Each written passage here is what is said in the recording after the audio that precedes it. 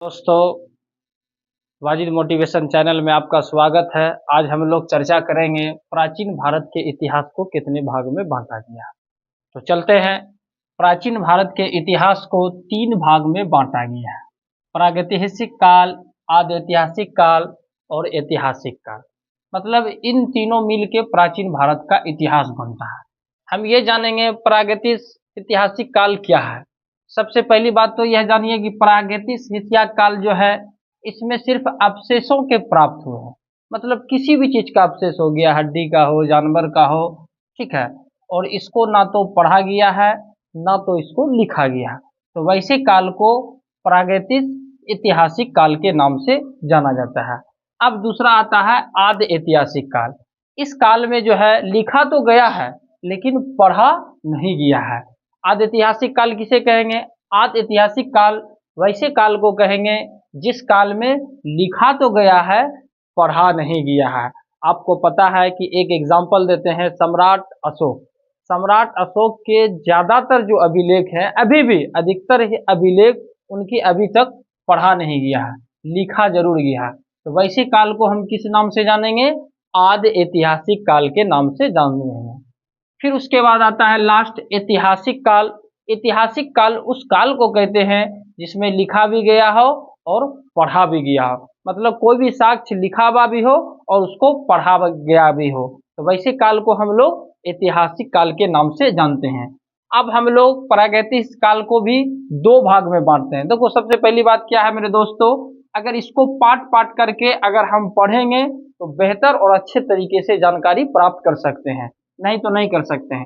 तो इस काल को भी दो भाग में बांटा है, एक पाषाण काल और दूसरा है ताम्र काल, जिसको तांबे का भी काल के नाम से जाना जाता है।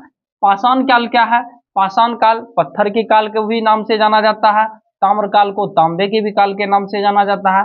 अब देखिए, पाषाण काल को भी तीन भाग में बांटा गया है। पाषाण काल को कितने भाग में बांटा गया है? तीन भाग में बांटा गया है। पहला है पूरा पाषाण काल, दूसरा है मध्य पाषाण काल और तीसरा है नभ पाषाण काल। अब तीनों का जो है यह जानना है कि पूरा पाषाण काल का जो ईस्वी है 26 लाख ईसा पूर्व से 8000 ईसा पूर्व, ये किसका है? पूरा पाषाण काल का। इसका काल जो है बहुत लंबा है। कहने का मतलब क्या है कि यह जो पाषाण काल है प्राचीन काल में बहुत विस्तृत और बड़ा काल माना जाता है। इसलिए पूरा पाषाण काल का जो है 26 लाख ईसा पूर्व से, मिस्टेक हो गया यहाँ पर, 8800 लिखा गया, 8000 ईसा पूर्व काल माना जाता है। फिर देखिए मध्य पाषाण काल के जो है, मध्य पाषाण काल जो है यह उतना ज्यादा दिन तक नहीं है, लेकिन फिर भी 8000 ईसा पूर्व से 4000 ईसा पूर्व जो है ये मध्य पाषाण काल है, ठीक है। फिर देखिए नव पाषाण, नव मतलब नया, पाषाण मतलब तो जानिए रहे पत्थर का काल। नया पाषाण काल क्या है? यह 4000 ईसा पूर्व से 2500 ईसा पूर्व नव पाषाण काल का आयु माना जाता है। अब देखिए ये सारा जो काल ज्ञात किया गया है, आपको बता देना चाहता हूँ, कार्बन 14 जिसको C14 के नाम से जाना जाता है, उन्हीं के अनुसार इसका जो काल होता है वो ज्ञात किया जा सकता है किसी भी वस्तु। अब देखिए सबसे पहली बात तो जान लीजिए, ये पूरा पाषाण काल का जो हमको जानकारी मिला है, इसकी जानकारी अवशेषों से प्राप्त हुई है। इसकी जानकारी हम लोग को किससे प्राप्त हुई है? अवशेषों से प्राप्त हुई है।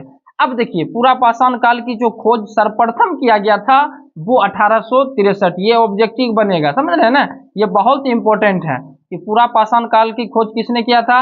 1863 ईस्वी में रॉबर्ट बुश फुट के द्वारा जो है इस काल की खोज किया गया था। अब देखिए हम लोग जानेंगे पूरा पाषाण काल में मानव जो है किस किस चीज का विकास किया, मानव जो है किस किस चीज का खोज किया। आपको सबसे पहले ये बता देना चाहता हूं कि मानव जो इंसान थे वो उस समय उतना, मानव के अंदर में उतना अकल दिमाग नहीं था। वो जो है अपने मन से जहीं मन तहीं रह जाते थे, निवास करते थे। अब देखिए पूरा पाषाण काल में जो है सबसे पहली बात क्या है? आदिम मानव का विकास हुआ।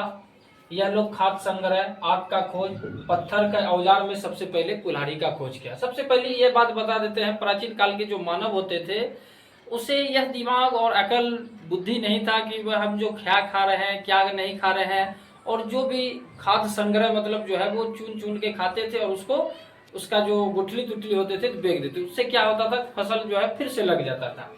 आग का खोज, सबसे पहली बात है आग के बारे में आपको पता है कि आग का खोज सबसे पहले नियंडरथल नाम का व्यक्ति ने किया था, दो पत्थरों से टकरा के उससे जो चिंगारी निकला था